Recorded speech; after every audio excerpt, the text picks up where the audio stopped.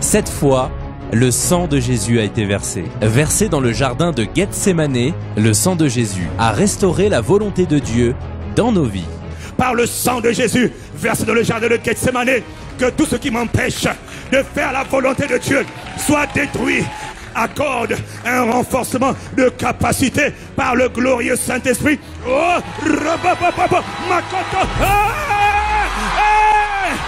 la chanson est garée par l'ennemi. Beaucoup veulent faire la volonté de Dieu, ils n'arrivent pas. Satan infiltre les gens par la manipulation. Tu étais quelqu'un de bien, tu es devenu quelqu'un de un sorcier, manipulateur. Quelqu'un qui aime toujours faire des intrigues. Tu étais quelqu'un, tu n'es pas né comme ça. Tu es devenu comme ça. Beaucoup d'autres, la fornication. D'autres, le mensonge. Toutes sortes de vices, toutes sortes de méchanceté. Ce n'est pas la nature que tu as. Ce n'est pas ça que Dieu t'a appelé. Dieu t'a appelé à lui ressembler. Je parle à quelqu'un, dis Amen. Mais Satan, quand quelqu'un veut faire la volonté de Dieu, il met toutes sortes de blocages. Même les gens bien, comme Salomon, arrivent à mal finir. Pourquoi? Les gens bien comme Samson finissent mal. Est-ce que Samson avait dit, je vais mal finir? Non. Mais il a été piégé par les femmes. Mauvais mariage. Mauvaise relation conjugale. Mauvaise amitié. Les mauvaises compagnies corrompent les bonnes mœurs. Parfois, il y en a, Satan a vu ton appel. Et il t'infiltre avant que tu ne manifestes ton appel. Avant même le mariage, tu es déjà piégé. Tu as épousé un diable. Et tu ne sais pas. Veux-tu épouser? Oui. Tu ne sais pas que là, celui à qui tu as dit oui, là, il est là pour mettre des mines. Pouf. Je vais faire la volonté. Ouh. Je ne peux plus. Rares sont les hommes qui ont accompli le destin pour lequel ils avaient été appelés. Or, dans le royaume, toute chose, tout être, tout ce qui est créé pour la gloire du roi. Si quelqu'un me suit, dit Amen. Papa voit ça du haut des cieux. Jésus voit ça du haut des cieux. La divinité, le Père, le Fils et le Saint-Esprit regardent. Regardez-les. Personne n'arrive à courir droit. Personne n'arrive à dire à vos marques, prêts, partez, restez dans son couloir. Tout le monde quitte le couloir. Ils sont soumis à des influences. Toutes sortes d'influences démoniaques. Mon frère, je vais te dire ce soir que la plupart des gens qui échouent dans le destin, ils n'ont pas fait exprès. Est-ce que tu entends? Beaucoup ne savaient pas. Beaucoup n'ont pas fait exprès. La plupart n'ont pas fait exprès. Si tu leur avais dit, toi tu vas renier Jésus, moi jamais, jamais je ne renierai. Non, ils ont dit ça eux aussi. Ils ne savaient pas. D'autres c'est la peur, d'autres c'est l'intimidation, d'autres c'est la fornication. Toutes sortes de vices, toutes sortes de choses, de stratégies que Satan met en place dans le but de les détruire. Au final, quand tu meurs, mais tu n'as pas fait la volonté de Dieu, Satan il dit, ouf, il ne m'a pas posé de problème. Il a été mon allié. Il m'a aidé à garder la terre, les humains, sous mon contrôle. Je les tiens. Samson, allez, meurs. C'est pas grave. Tu as échoué. Tu dis, il n'aurait pas dû échouer. Le peuple attendait un libérateur. Le peuple attendait un sauveur. Papa du haut du ciel regarde. Le conseil de la divinité regarde. Le Père regarde. Le Fils et le Saint-Esprit regardent. Que ferons-nous? Les humains ont besoin d'un vrai sauveur. Les humains ont besoin d'un vrai libérateur. Alors Dieu dit, je dois descendre. Je dois descendre. Parce que tout a été créé. Le peuple que je me suis formé doit publier ma gloire. Tout ce qui a été créé doit faire ma volonté. Alors le temps est arrivé. Il y a environ 2000 ans de cela. Le libérateur vient. Il vient d'où? Du ciel. Il sort d'où? De Dieu. On l'appelle comment? La parole de Dieu. On l'appelle la parole de Dieu. Au commencement était la parole. La parole était avec Dieu. La parole était Dieu. Mais ensuite il est dit que la parole devint chair. La parole se rend dans ce monde de ténèbres. Quand elle rentre dans ce monde de ténèbres, la parole, dès qu'elle est née, elle sait qu'elle a une mission. Elle sait qu'elle a un mandat. Elle doit délivrer les hommes. Elle doit libérer les êtres humains. Elle doit libérer l'humanité de la captivité. Tous les hommes qui n'arrivent pas à faire la volonté de Dieu. Première priorité. Parce que tu sais, je vais te dire quelque chose. Tu peux être guéri d'une maladie, mais échouer à faire la volonté de Dieu. Tu peux être délivré d'un démon, mais échouer à faire la volonté de Dieu. Le plus important, ce n'est pas d'abord être guéri, être libéré. C'est d'accomplir la volonté de Dieu. C'est accomplir le but pour lequel tu as été créé. C'est d'être le sang que tu as été appelé à être. d'émettre le sang que tu as été appelé à émettre, d'être l'instrument entre les mains de Dieu que tu as été appelé à être. Et pour cela, une seule personne peut te sauver, c'est Dieu lui-même. Le voici, il vient du ciel. On l'appelle Jésus de Nazareth, Emmanuel. Quand il vient, il rentre dans le champ de la bataille. Mon ami, lui, avant d'aller dans le champ de la bataille, particularité de cet homme, c'est un homme de prière. C'est un homme de l'esprit et de la prière. Il attendait le Saint-Esprit pour accomplir la volonté de Dieu. Et quand le Saint-Esprit est venu, il a dit, hey, maintenant le Saint-Esprit est arrivé. Je t'attendais depuis tellement longtemps. Glorieux Saint-Esprit. Maintenant on peut commencer la partie. Pendant 3 ans et demi, Jésus de Nazareth est en train de mater le monde des ténèbres. Mais ça, on va le voir demain. Quelqu'un dit Amen. Et à la fin des 3 ans et demi, il dit maintenant, c'est mon dernier souper, mon dernier repas. Mais je dois accomplir la mission. Je suis le libérateur, je suis le sauveur. Et du haut du ciel, papa est en train de regarder son fils. Il dit, mon fils, il faut que tu accomplisses le destin pour lequel je t'ai appelé. Tu es leur sauveur, tu es leur libérateur. Sans toi, ils vont toujours continuer à faire la volonté du diable. Parce que mon frère, quand tu ne fais pas la volonté de Dieu, inconsciemment, tu es en train de faire la volonté de Satan. Est-ce que Satan est digne qu'un humain lui fasse ce plaisir? Satan, tout ce qu'il doit avoir, c'est le tourment, c'est la défaite, c'est la terreur. Et quelqu'un me donne un bon amen. Il est méchant. Avec lui, il n'y a pas de paix. Il ne connaît pas la gentillesse. Il ne connaît pas la bonté. Quand il te dit je t'aime, il te ment. C'est un menteur. Il ment dès le commencement. Il n'y a rien de bon en lui. Il n'y a aucune miséricorde en lui. Quand il t'utilise, c'est pour te détruire. On l'appelle Lucifer. On l'appelle Satan. C'est-à-dire l'ennemi, l'opposant. Il s'oppose au dessein de Dieu. Mais Dieu dit, les hommes ont besoin d'un sauveur. Tu es leur sauveur. Jésus de Nazareth. Ce soir-là, alors qu'il commençait, il a commencé la première étape de son chemin pour aller sauver les hommes, a commencé dans un jardin qu'on appelle le jardin de Gethsémane. Après ce dernier souper, il dit, les amis, suivez-moi. Où est-ce qu'il va? Suivez-le. Jésus de Nazareth. Il est en train d'aller où? Il dit, mon heure est arrivée. Et tu vas où? Mon heure est arrivée. Et là, ils seront dans un jardin qu'on appelle le jardin de Gethsémane. Parce qu'il sait que toute la pagaille que Satan a mis sur la terre avec Adam a commencé dans le jardin de Éden. C'est dans un autre jardin que la délivrance de l'humanité va commencer. Si il échoue à cette étape-là, rappelle-toi, Adam a échoué dans le jardin d'Éden.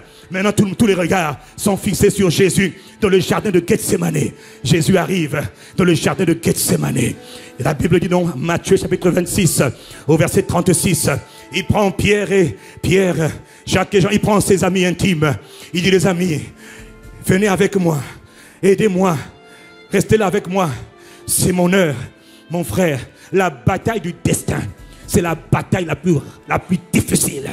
La bataille du destin de tout homme. C'est la bataille la plus dure, la plus enragée.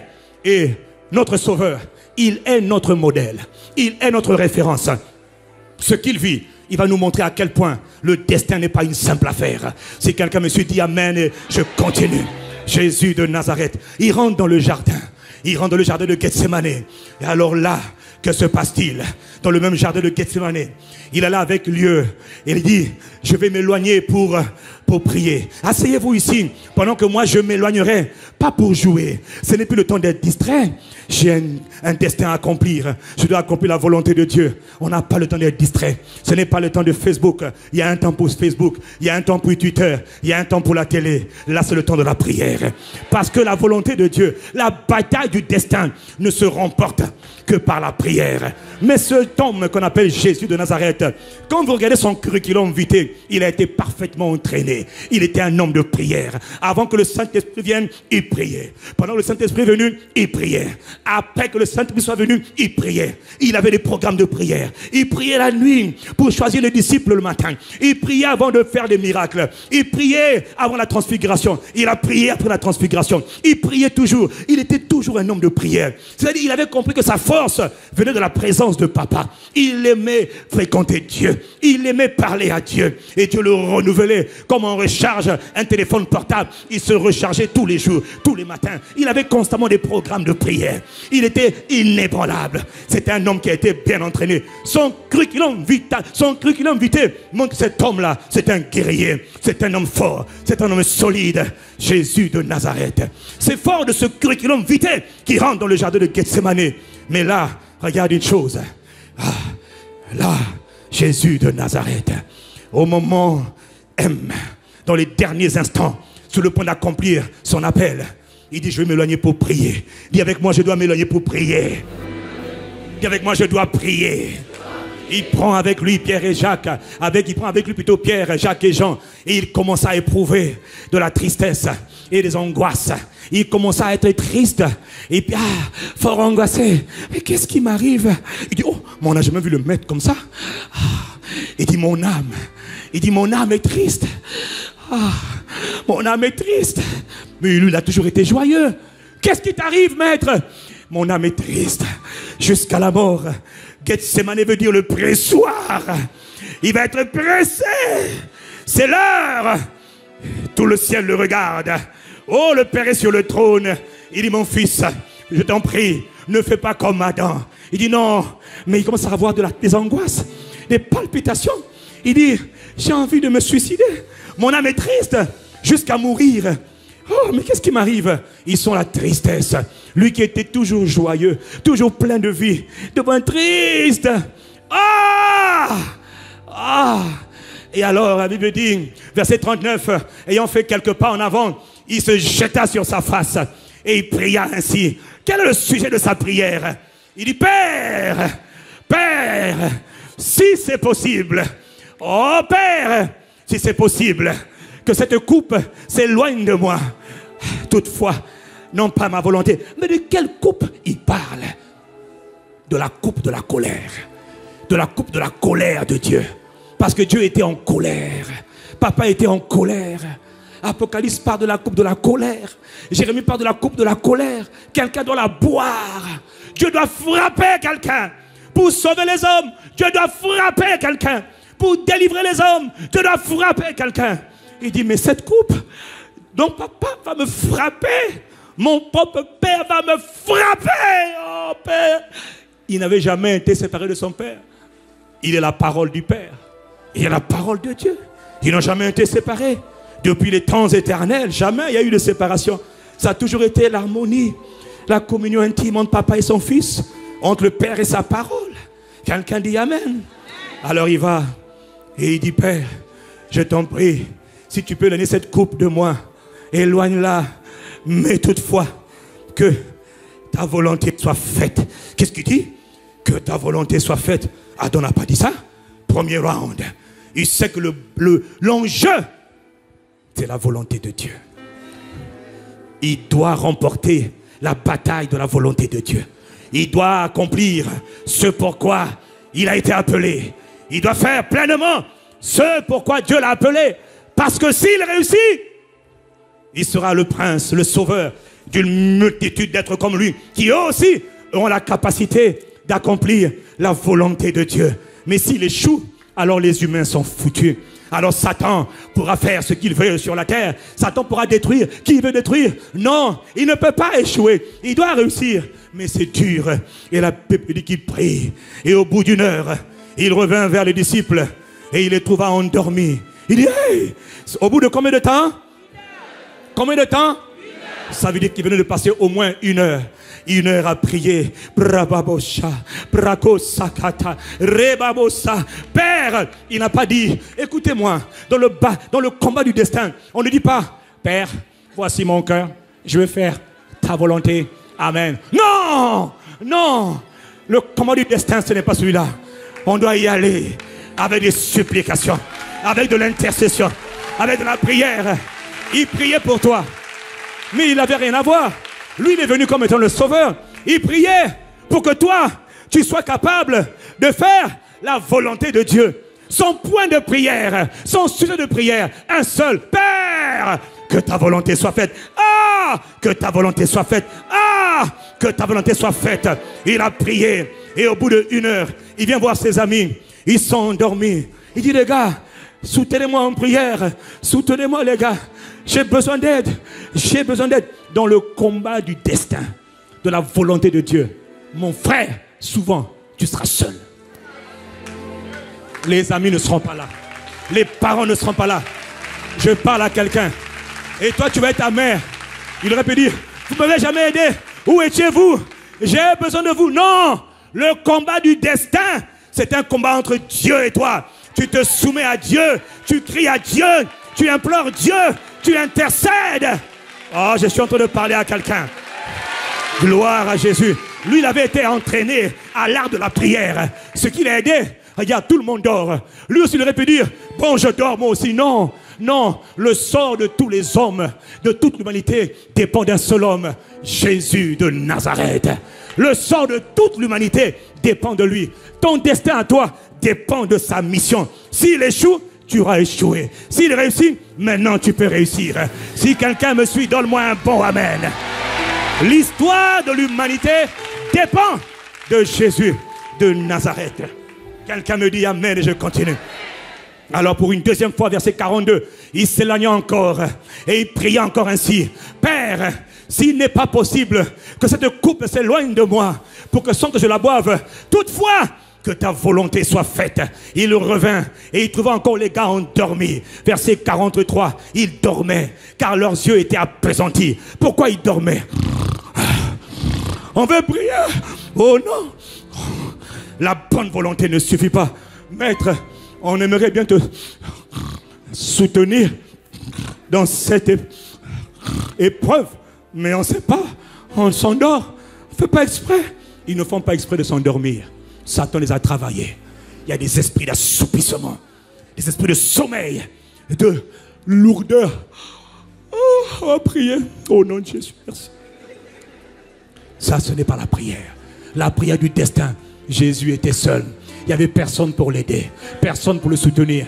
Une affaire entre le Père et lui. Et il sait que sa force, sa puissance ne vient que du Père. Sa capacité ne vient que du Père. Son salut ne vient que du Père.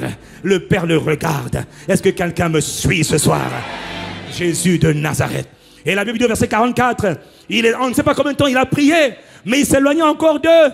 Encore une troisième fois. Et quand il revint, les gars dormaient totalement. Ils dormaient complètement. Mais il y a un passage qui nous montre bien dans Hébreux 5 au verset 7. Hébreux 5 verset 7 nous donne les détails de ce qui s'est réellement passé dans le jardin de Gethsémane. Où la Bible dit, c'est Jésus, lui qui dans les jours de sa chair a présenté à Dieu avec de grands cris. Dis avec moi, de grands cris. Et des larmes, des prières et des supplications à celui qui pouvait le délivrer de la mort. Et il a été exaucé à cause de sa piété, parce qu'il craignait Dieu. Le Père a pris plaisir dans sa prière. Et bien qu'il soit fils, il a appris l'obéissance par les choses qu'il a souffert. Il savait que c'était son combat. Ton sort, ma vie, mon bonheur à moi dépend de sa réussite ou de son échec. S'il réussit, je pourrais être heureux dans la vie. Je pourrais enfin trouver le moyen de me débarrasser de toutes ces entités, ces forces qui me poussent à faire des choses que je n'ai pas envie de faire. Comment vais-je y arriver? Il doit payer le prix. Et la Bible dit donc que Jésus de Nazareth, il a offert à Dieu, il a présenté à Dieu des prières avec larmes. Ah! Est-ce que tu sais c'est quoi prier avec des larmes? Pour que ton destin s'accomplisse. Intercéder pour que les âmes soient sauvées. Intercéder pour que les autres soient sauvés. Pas toi. Il ne priait pas pour lui. Il priait pour toi. Il priait pour moi. Il priait pour toutes les âmes de ce monde. Toutes ces âmes perdues que Satan avait pris en otage. Satan disait, na, na, na, na, na. Hé, vous les hommes, vous ferez ma volonté. Satan disait, personne ne m'échappera. Tout le monde, vous ferez ma volonté. Papa dit non, ils sont nés pour faire ma volonté. Tu n'es qu'une créature, je suis le créateur, leur prince, leur sauveur est là. Jésus de Nazareth, en train de prier à l'agonie. Brabakosa, et Kataba, Remokosia, et Bareda, et Kataba. Père, je te prie, Père, Père, je pense à Paris, je pense à l'Afrique, je pense aux Caraïbes, je pense à tous les hommes, je pense à Haïti. Père, je pense à la France, Rababosa, je pense au Rwanda, je pense à tous les pays du monde, à l'Allemagne, à la Belgique, et pareil. Oh papa, il était prosterné. Père, dans le nom, Père, il implorait Dieu, il implorait la grâce de Dieu. Jésus de Nazareth, un glorieux intercesseur, un homme de prière. Et la Bible dit, pendant qu'il priait, dans Luc chapitre 22, pendant qu'il priait encore, il priait, Rokosha, et Kaba. Dieu sauve les hommes remplis de compassion, remplis d'amour pour toi, remplis d'amour pour les hommes. Il priait avec intercession, il intercédait pour le salut de tous les hommes. Père, il faut que je réussisse. Oh, je ne veux pas boire cette coupe, mais je ne peux pas ne pas la boire. Je dois la boire. Aide-moi. Et la Bible dit, pendant qu'il priait tellement dans l'agonie du combat, l'agonie, dans l'ardeur. Frère, il y a des moments où on prie sans transpirer, mais il y a des moments où on prie en transpirant, en pleurant, en gémissant, en souffrant. Ce sont des prières, on appelle ça des prières de travail, des prières d'enfantement. Est-ce que quelqu'un me suit? Ce sont des prières d'enfantement. Il doit enfanter une race nouvelle. Il doit enfanter le salut de Dieu. Ça ne se passe pas par hasard. Il faut prier. Si quelqu'un me suit, dis-moi un bon amen. Et au verset 44 de Luc 22, il est écrit, dans l'angoisse du combat, Jésus, il dit saisi d'angoisse. La version d'Arby dit mieux, elle dit dans l'angoisse du combat, il combattait. Est-ce que tu connais le combat de la prière? Il y a prière et puis il y a combat dans la prière. Quand on prie pour le salut des âmes, on ne prie pas sauve les non, on prie de tout son cœur, on prie avec zèle, on prie avec foi, on verse des larmes pour que les âmes soient sauvées, que les âmes soient préservées. Oh, je suis en train de parler à quelqu'un. Le combat de la prière. Oui, je sais. Toi, tu as toujours prié pour dire, Seigneur, mon argent, mes enfants. Non, là, ce n'est pas toi. Là, c'est les autres. Est-ce que je parle à quelqu'un ce soir? Et alors qu'il est en train de prier, la Bible dit, prier encore avec plus d'insistance, c'est-à-dire plus d'ardeur, plus de souffrance, plus de détermination. Et à un moment donné, pendant qu'il priait, la Bible dit, sa sueur,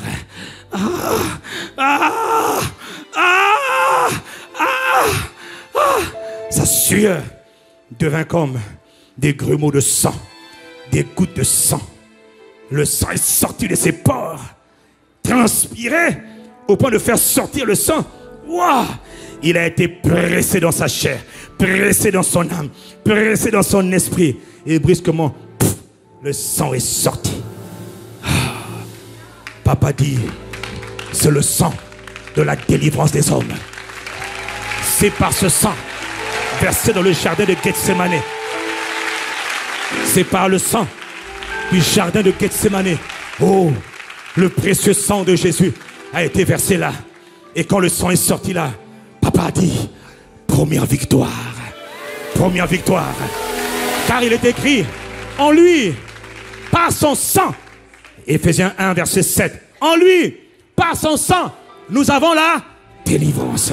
À partir de Jésus de Nazareth et de son sang versé dans le jardin de Gethsémane. Maintenant, tout homme qui croit en lui, qui était bloqué, pris en otage par Satan, qui était incapable de faire la volonté de Dieu. J'ai besoin de 2 personnes, s'il vous plaît. 2 personnes. Toute âme. 2 personnes, s'il vous plaît, qui étaient incapables de faire, d'accomplir le but pour lequel Dieu nous avait créés. 2 personnes. 2 personnes.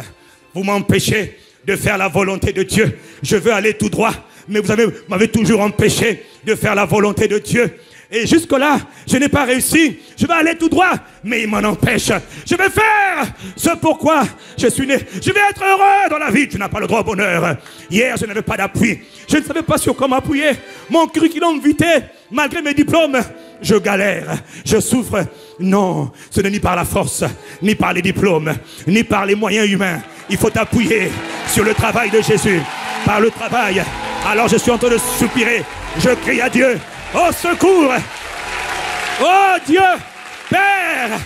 Je veux faire ta volonté! Père! Je veux faire ta volonté! À l'époque, il n'y avait aucun moyen. À l'époque, c'était impossible. Mais quand le libérateur, dans le jardin de Gethsemane, a versé le sang. Le sang a coulé. Papa dit, mon fils, appuie-toi sur le sang. Appuie-toi sur le sang. Ne t'appuie pas sur les hommes, ni sur les diplômes. Appuie-toi sur le sang. Père. Alors maintenant il me dit, comment prier? Comment prier? Tu dis, Père, dans le nom de Jésus, je reconnais que je ne suis pas capable par mes propres efforts. Tout ce que j'ai fait, Père, il y a tellement de choses dans ce monde de ténèbres qui m'empêchent de faire ce que tu m'appelles à faire. Mais je suis né pour ton plaisir. Je suis né pour faire ta volonté. J'aspire à être heureux. Mais mon bonheur ne vient que de ta volonté. Père, je n'ai aucun mérite. Je n'ai rien. Je ne connais rien. Père, je plaide le mérite du sang de Jésus. Père, oh! Et quand le Père entend, il dit, quand le Père entend, Satan dit non, pas le sang, pas le sang. Tu dis, Père, je ne suis pas capable, mais je plaide l'aspersion du sang. Je commande par le sang de Jésus, versé dans le jardin de Gethsemane, que tout ce qui m'empêche de faire la volonté de Dieu soit détruit, soit brisé de ma vie. Père, et là, regardez, le Père répand maintenant sa grâce. Comme je me suis appuyé, non pas sur moi, mais sur le sang, alors le Père accorde un renforcement de capacité par le glorieux Saint-Esprit. Oh, Makoto, Rakasa, Ikabara,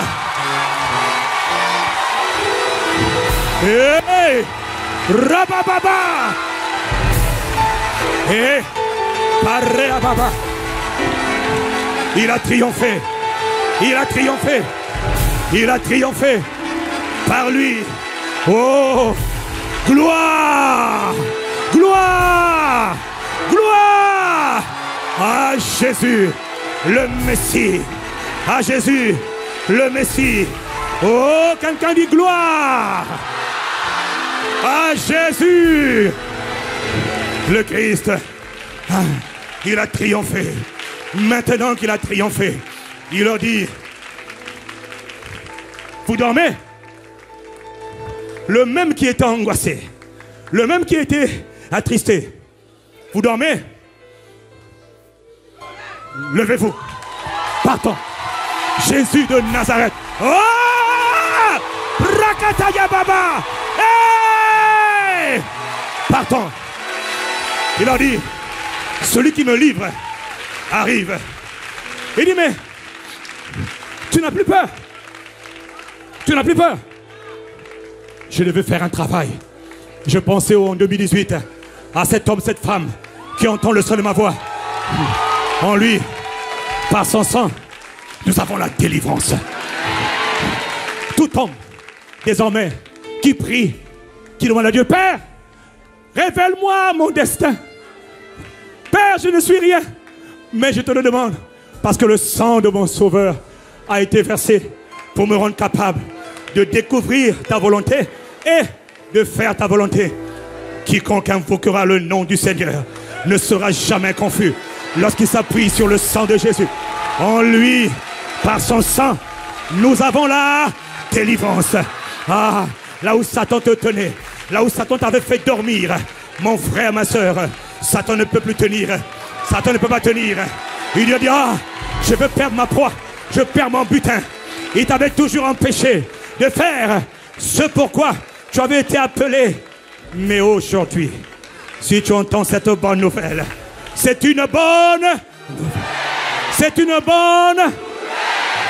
La Bible déclare, ils ont vaincu les forces des ténèbres qui s'opposaient à leur destin. Ils l'ont vaincu à cause du sang de l'agneau. Ils l'ont vaincu à cause du sang. Ils l'ont vaincu à cause. Quelqu'un acclame l'agneau. Il est digne de louange. Il est digne de gloire. Il est digne de confiance. Il ne peut pas échouer. Ah ah. Oh, Parebabo. Gloire. Et Kataba. Hey! J'ai dit acclame l'agneau. Il a triomphé. Brakababababa.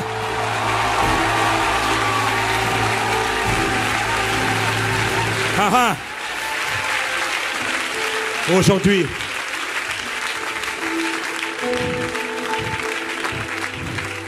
des disciples l'ont vu. Il n'a plus la même angoisse qu'hier. Non, il venait de remporter le premier round. Cette bataille-là, s'il échouait cette bataille, toutes les autres ne pourraient pas. Il allait échouer le reste. Mais celle-là, c'est la plus importante. Parce que ça concerne la volonté de Dieu pour la vie de toute âme, de tout homme qui est né de nouveau. Et les hommes qui ne sont pas nés de nouveau, s'ils veulent accomplir la volonté de Dieu pour leur vie, réellement, ils doivent se tourner vers le Sauveur. Pour dire, Jésus, je reconnais que tu es mon Sauveur et mon Seigneur. Par ton sacrifice, tu m'as rendu capable d'accomplir, oh Jésus, ta volonté. Révèle-moi ta volonté pour ma vie. Lève tes mains là où tu es maintenant. Brako Sata, les yeux kabaré bassa. Ce soir, Rago Kosha, le premier point de prière pour toi. Lève tes mains, Rababo Sakata, à cause du sang de Jésus. Mets la bras dans les campus, dans les familles, levez vos mains. Rako Shekata. Maintenant, je suis en train de prier par comme Jésus, les Brako Shaka. À première cabaret, afin que tu d'accord, Marababo, d'abord tu dois découvrir, parce que jusque-là tu étais ignorant, tu ne savais pas à quoi tu étais appelé, tu ne savais pas pourquoi tu es sur terre, tu ne sais toujours pas quelle est ta place, quel est ton rôle, quelle est ta mission, quelle est ta responsabilité.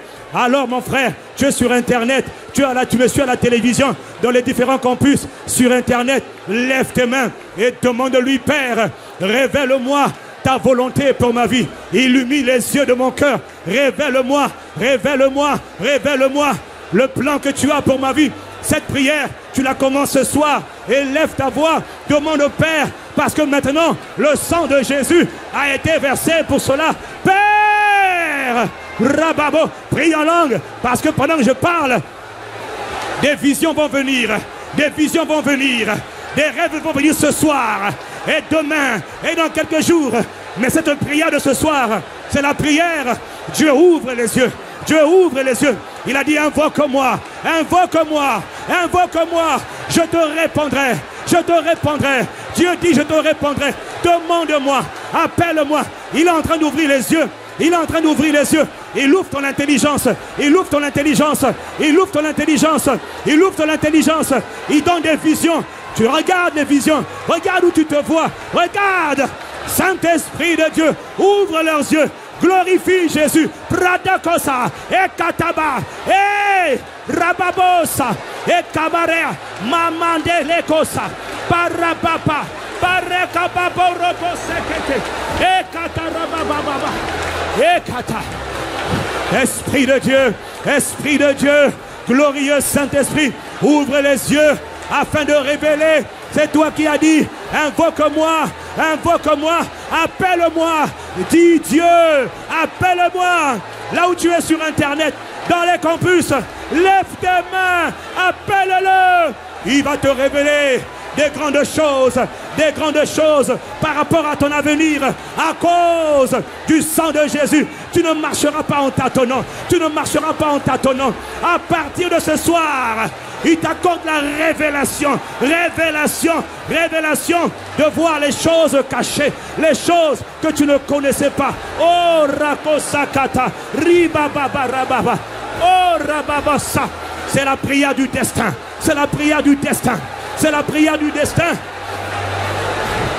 Est-ce que tu es en train de prier? Est-ce que tu es en train de parler? Tu dois accomplir ce pourquoi il t'a appelé. Demande-lui d'ouvrir les yeux de ton cœur, de te révéler ton destin. Il veut le révéler ce soir. Il veut le manifester ce soir. Regarde ce que tu es en train de voir. Il te parle actuellement. Il va parler encore cette nuit. Il va parler encore demain. Il va parler cette semaine à plusieurs d'entre vous, à plusieurs d'entre nous, dans les familles de ICC. Rakatokosa, Rakase, Rababa, à cause.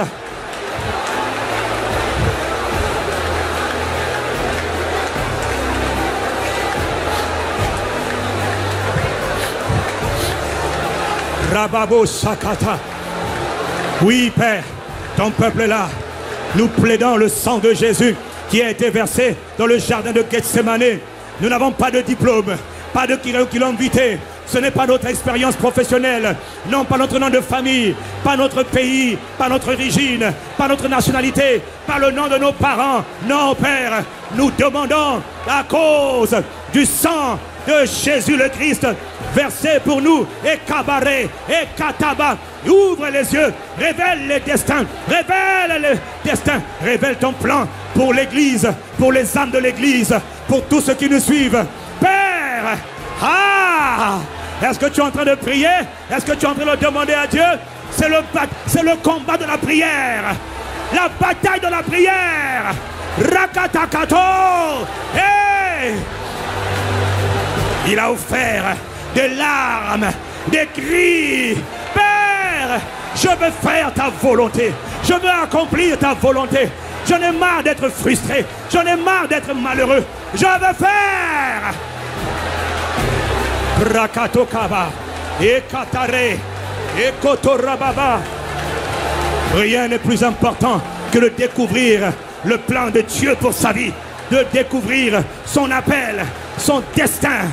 Il a dit, je connais les projets que j'ai formés pour toi, les projets de paix et non de malheur, pour te donner un avenir et une espérance. Mais il te dit, pour cela, il faut que tu m'appelles. Prie-moi, invoque-moi. Et moi, le Dieu des cieux, par le sang de mon Fils, versé pour toi, je te répondrai. Je te montrerai de grandes choses, des choses que tu ne connais pas. Et paré ça. Oh, Rakapara. Les bracose. Et mandele bossia. Rebobobobo shekete.